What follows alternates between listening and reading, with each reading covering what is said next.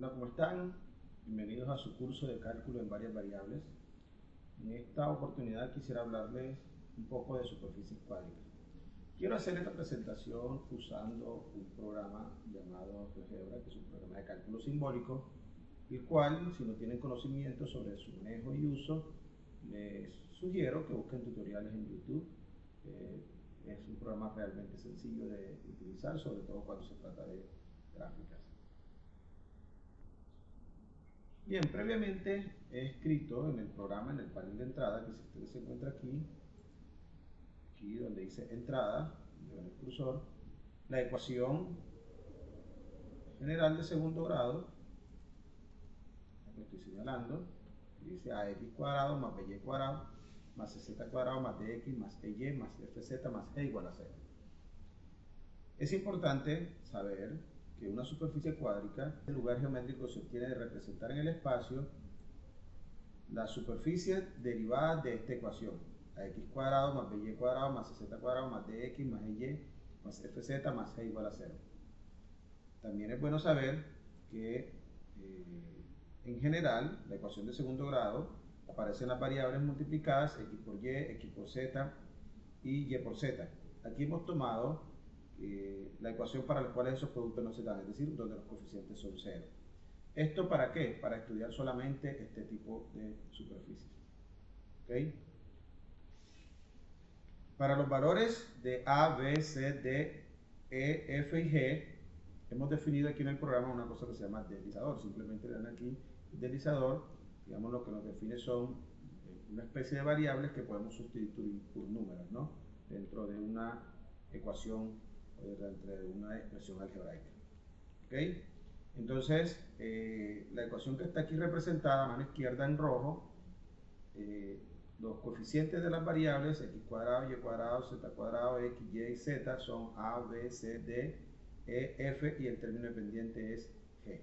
Aquí los deslizadores están para cada uno de los coeficientes iguales a 1.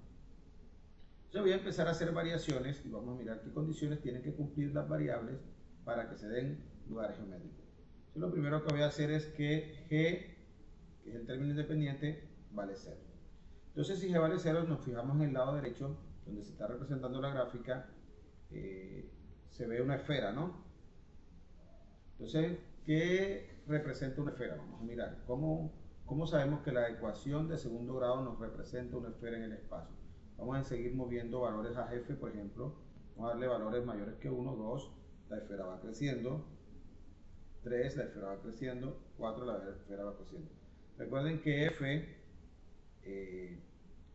d, e y f son los coeficientes de la variable sin exponente. Vamos a ponerle valores negativos y la esfera sigue siendo una esfera, ¿no? La gráfica, perdón, sigue siendo una esfera. Y vamos a darle valores a d y a e positivos y negativos y miren que sigue siendo una esfera, ¿no? Ahora, si cambiamos los coeficientes de las variables elevadas al cuadrado, por ejemplo a, b o c, si los ponemos positivos, ya no es una esfera. Ya la superficie se convierte en algo que conocemos como un elipsoide. ¿Bien? Lo voy agrandando. Ahora, si cambio los valores, ¿qué ocurre con esto? Entonces podemos hacer la primera conclusión. Y es que para valores iguales, por ejemplo, si pongo 2, 2 y 2, sigue siendo una esfera, ¿no? Pero si los coeficientes de las variables al cuadrado son distintos, pero con el mismo signo, se convierte en un elipsoide.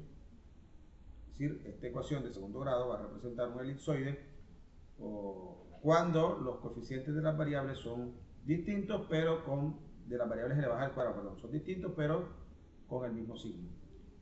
Si son iguales y con el mismo signo, los coeficientes, la representación es una esfera, ¿no?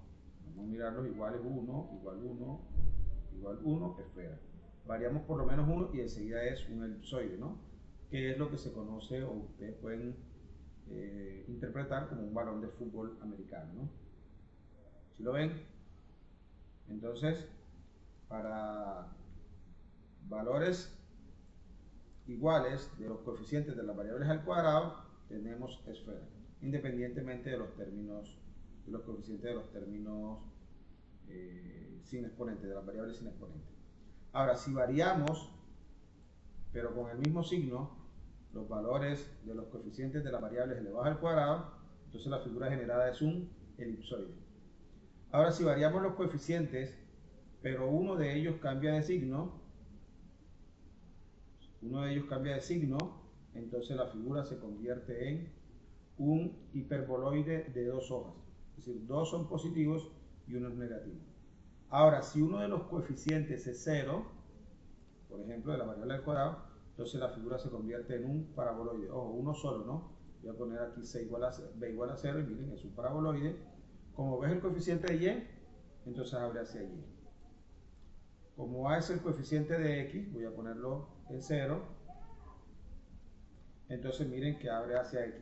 El eje x es el rojo, el eje y es el verde y el eje z es el azul. Entonces, si uno de los coeficientes es 0, de las variables al cuadrado, y los otros dos tienen el mismo signo, entonces se forma un paraboloide. Se llama paraboloide elíptico, y cuando las otras dos variables al cuadrado tienen el mismo coeficiente, sería circular. Si cambio el coeficiente, se convierte en elíptico. Es decir, estas curvas generatrices que vemos acá son círculos, pero si los cambio uno, entonces serían elipses. Ahora vamos a cambiar el signo, es decir, dejamos una con 0, pero cambiamos el signo a una de las variables al cuadrado que quedan.